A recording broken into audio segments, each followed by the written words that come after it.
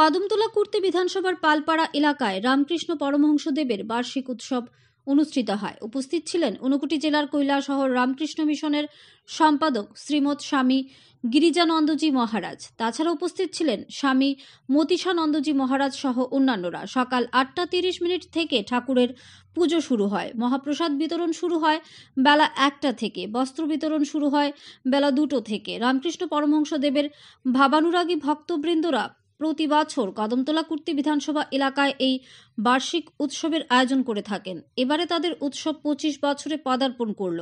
ঊনকোটি জেলার কৈলাসহর রামকৃষ্ণ মিশনের উদ্যোগে কদমতলা কুর্তি বিধানসভা এলাকার রামকৃষ্ণ পরমহংসদেবের ভাবানুরাগী ভক্তবৃন্দের পরিচালনায় বিধানসভা এলাকার 60 থেকে 70 জন গরিব দুস্থদের মধ্যে কম্বল, গামছা, লুঙ্গি, মশারি বিতরণ করা হয়। এই বার্ষিক উৎসবের আয়োজন সম্পর্কে বিস্তারিত জানান রামকৃষ্ণ পরমহংসদেবের ভাবানুরাগী ভক্তবৃন্দ প্রতাপ পুরকায়স্থ।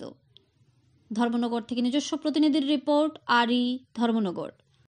দেখতে পেলাম কদমতলাতে একটা উৎসব হচ্ছে। মূলত কোন ঠাকুরের উৎসব হচ্ছে?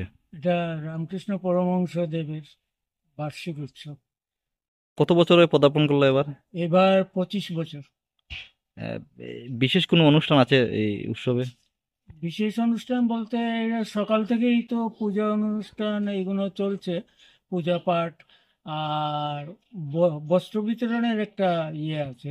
এটা কৈলাসহর রামকৃষ্ণ মিশনের তরফ থেকে এই বস্ত্রগুলো দেওয়া হচ্ছে। বস্ত্রের মধ্যে কম্বল আছে, লুঙ্গি, গামছা, মশারি এগুলো আছে।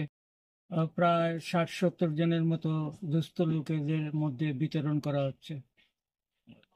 মহাপ্রসাদের আয়োজন করা হয়েছে? হ্যাঁ, মহাপ্রসাদের আয়োজন আছে। কোনো মহারাজ জি এখানে পদার্পণ করেছেন? হ্যাঁ, কৈলাসহর রামকৃষ্ণ মিশন আশ্রমের সম্পাদক স্বামী গিরিজানন্দ মহারাজজি আর এনার সাথে আরেকজন আছেন। কয়টা থেকে চলছে আমাদের? অনুষ্ঠান শুরু হয়ে গেছে 8টা থেকে। চলবে কয়টা পর্যন্ত? চলবে ধরুন সন্ধ্যে 7টা, 7:30 পর্যন্ত। মহাপ্রসাদ বিতরণ কত সময় পর্যন্ত চলবে? 2 ঘন্টার মতো। প্রতি বছর আয়োজন করা হয়? হ্যাঁ, প্রতি বছরই আয়োজন হয়।